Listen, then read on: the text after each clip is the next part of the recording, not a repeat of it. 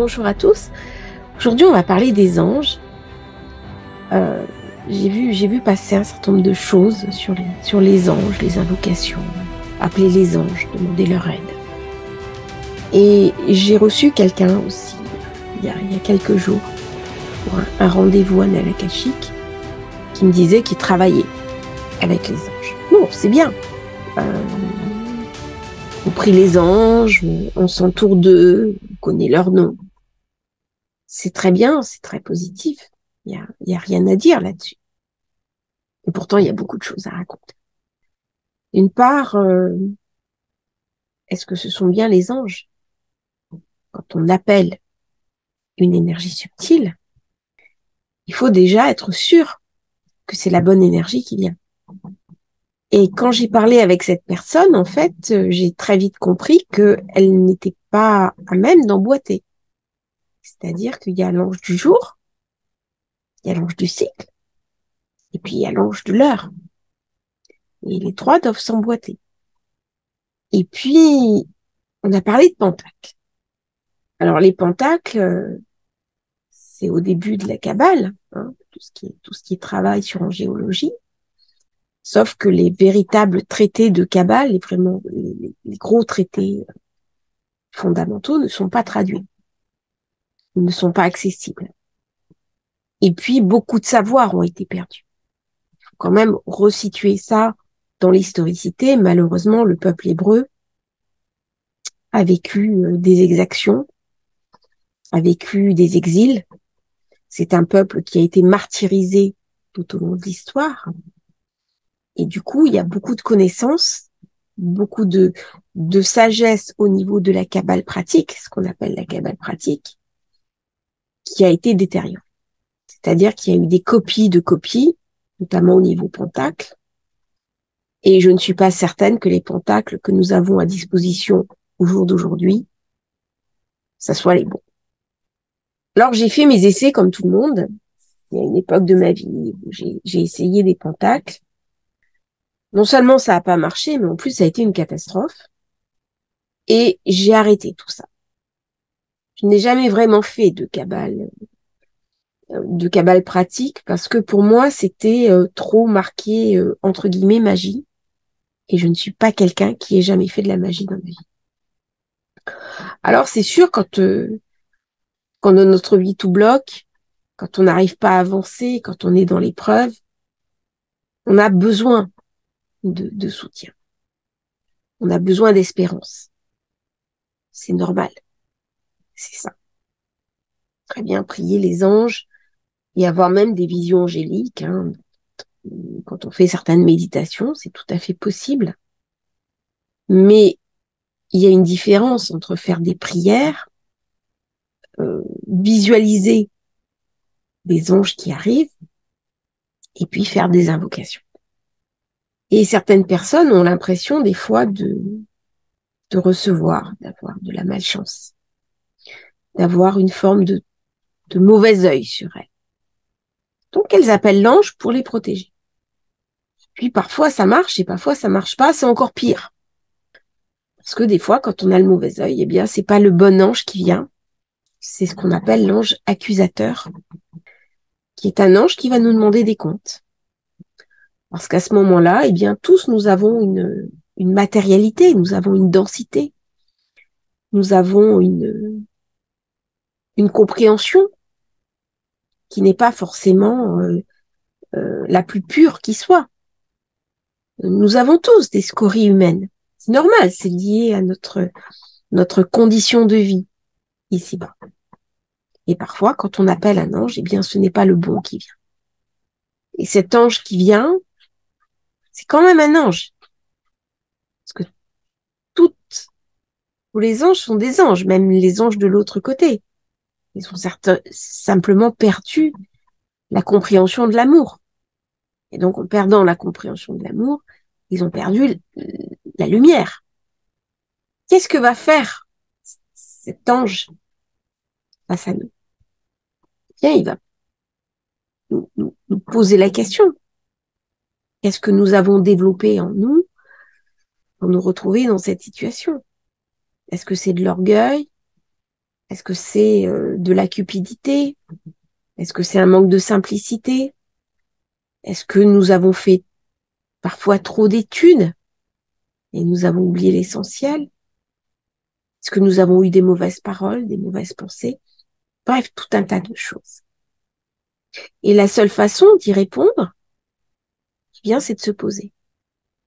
Parce que les parties sombres, on appelle ça les anges, les scories, les anges noirs, ce sont aussi nos douleurs qui sont à l'intérieur de nous. Est-ce que je ne peux pas voir qui est en moi? Est-ce que je refuse de voir qui est en moi, qui engendre de la souffrance? Mais pas uniquement pour moi, aussi pour les autres. Ce matin, j'étais avec une jeune femme qui a du mal à guérir des souffrances du passé. Eh bien, ça engendrait des souffrances chez son compagnon de vie. Parce que comme elle n'arrive pas à guérir, comme elle a beaucoup de mal à guérir, eh bien, forcément, sa vie de couple est impactée par ça. Eh bien, ça, c'est de l'ombre. Et ce matin, ensemble, on a travaillé pour remettre en forme, pour guérir, pour accueillir du soin, pour accueillir de la compréhension, afin de ramener de la lumière non seulement sur sa vie, mais aussi sur tout son entourage. Voilà comment ça fonctionne, en fait, les anges de l'ombre. Parce que, en définitive, c'est extérieur à nous. Eh bien non.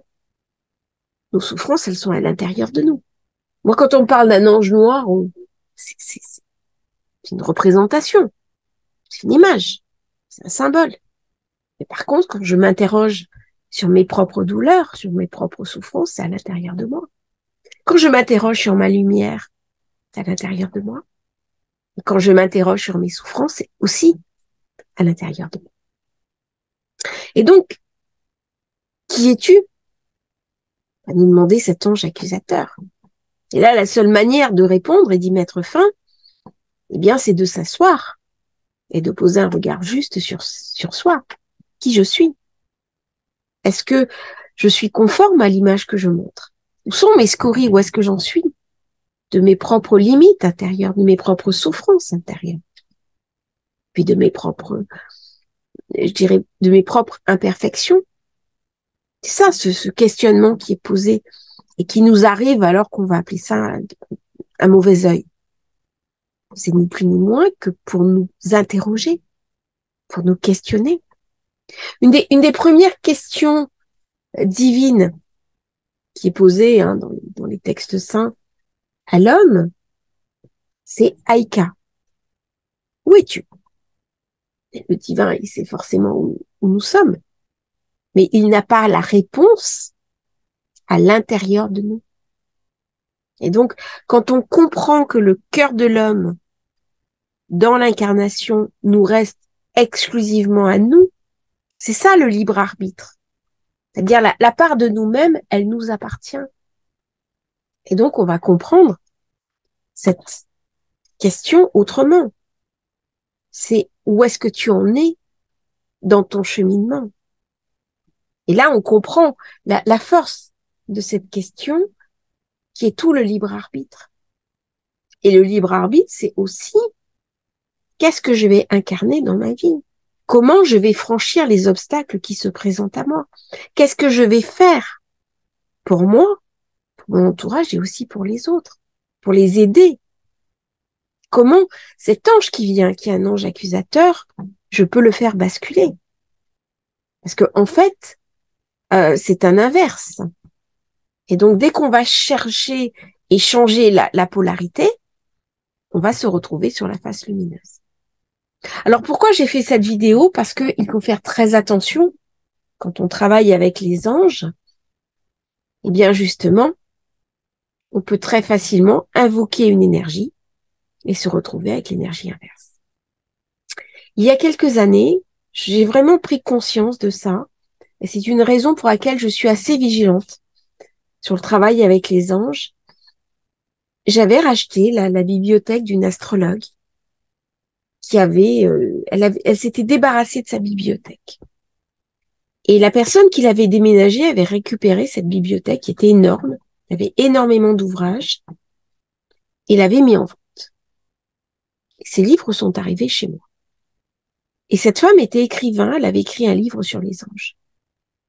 Et dedans, dans ce livre, elle avait mis des pentacles. Et je n'ai pas utilisé ces pentacles. Et quelques mois après avoir écrit ce livre, cette femme a eu de très gros problèmes. Elle a eu des revers de fortune, elle a perdu ses acquis, elle a quitté la grande maison qu'elle habitait et elle a été obligée de se séparer d'une partie de sa bibliothèque. C'est resté une leçon pour moi.